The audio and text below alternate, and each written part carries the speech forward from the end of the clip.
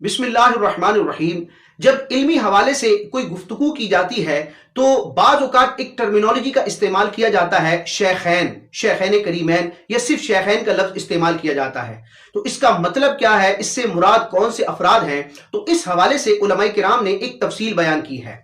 لفظ شیخین یہ تثنیہ کا صیغہ ہے جو کہ دو افراد یا دو اشیاء پر دلالت کرتا ہے۔ شیخین تثنیہ ہے شیخ کی، اور شیخ عربی زبان کا لفظ ہے۔ اس کا ایک معنی تو ہے بزرگ، معمر، جو عمر رسیدہ ہو اس کو شیخ کہا جاتا ہے، لیکن اس کے ساتھ ساتھ لفظ شیخ کا استعمال علمی دنیا میں علمی اعتبار سے وجاہت رکھنے والے شخص کے لیے بھی استعمال ہوتا ہے۔ یعنی اگرچہ وہ شخص عمر کے اعتبار سے بڑا نہ ہو، اس کی عمر اتنی زیادہ نہ ہو، وہ نوجوان ہو یا جوانی کی عمر میں ہو، عمر رسیدہ نہ ہو، لیکن علم و فضل میں اس کا ایک مقام و مرتبہ ہو، فقاہت میں ایک اس کا مقام و مرتبہ ہو، یا دین کے کسی بھی شعبے میں اس کو بزرگی حاصل ہو، تو احتراماً رسپیکٹ دیتے ہوئے اس کو بھی شیخ کہہ دیا جاتا ہے۔ جیسے کہ علماء کرام، مصنفین اور محققین کے نام کے شروع میں بھی بعض اوقات لفظ شیخ کا استعمال کیا جاتا ہے۔ تو شیخ بزرگی، دینی بزرگی اور مقام و مرتبے کے اظہار کے لیے بھی استعمال ہوتا ہے۔ اب لفظ شیخین سے مراد کیا ہے؟ کیونکہ لفظ شیخین کا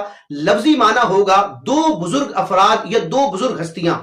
تو اس سے مراد کیا ہے؟ لفظ شیخین کا مصداق کیا ہے؟ تو اس میں ایک تفصیل بیان کی جاتی ہے کہ یہ لفظ شیخین کا لفظ صحابہ کرام کی جماعت میں بھی چند افراد پر بولا جاتا ہے، محدثین کرام میں بھی اس لفظ کا استعمال کیا جاتا ہے، اور فقہائے کرام میں بھی اس لفظ کا استعمال ہوتا ہے، لیکن ہر درجے اور طبقے میں اس سے مراد مختلف افراد ہوتے ہیں۔ تو اس کی ترتیب یہ ہے کہ صحابہ کرام میں جب کہا جائے کہ صحابہ کرام میں یہ شیخین ہیں، یا اوورال امت کے اعتبار سے کہا جائے کہ شیخین کریمین، تو اس سے مراد وہ دو بزرگ ہستیاں ہیں جو تمام نبیوں اور رسولوں کے بعد تمام خلق خدا میں تمام صحابہ سے بھی افضل ہیں، یعنی کہ جناب صدیق اکبر رضی اللہ تعالی عنہ اور عمر بن خطاب فاروق اعظم رضی اللہ تعالی عنہ۔ یہ جو دو ہستیاں ہیں، صدیق اکبر اور فاروق اعظم، ان کو شیخین کہا جاتا ہے، شیخین کریمین۔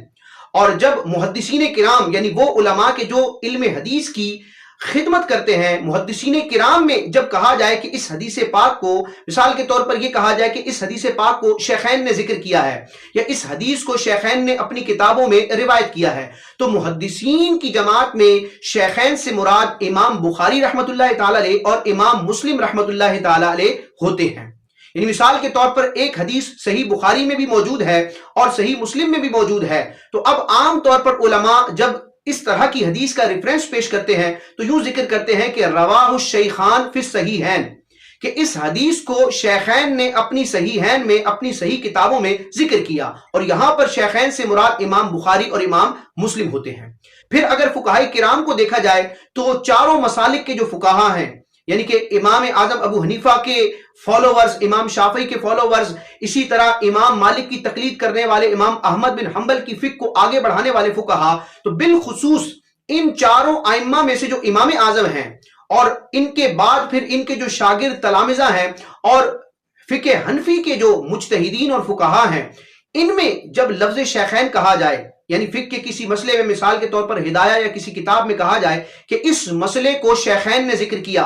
یا یہ فتویٰ یا یہ قول یا یہ دلیل یہ شیخین کی ہے، تو اس سے مراد کیا ہے؟ تو یاد رکھیں کہ فقہائے احناف، حنفی فقہا میں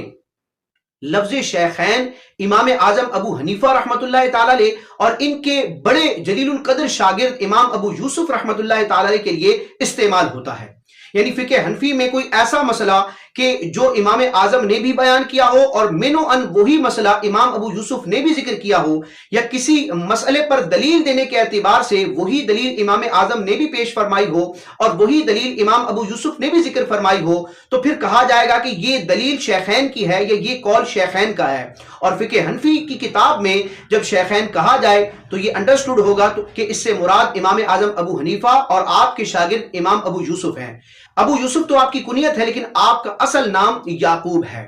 تو صحابہ کرام میں شیخین سے مراد صدیق اکبر اور فاروق اعظم، محدثین کرام میں شیخین سے مراد امام بخاری اور امام مسلم، اور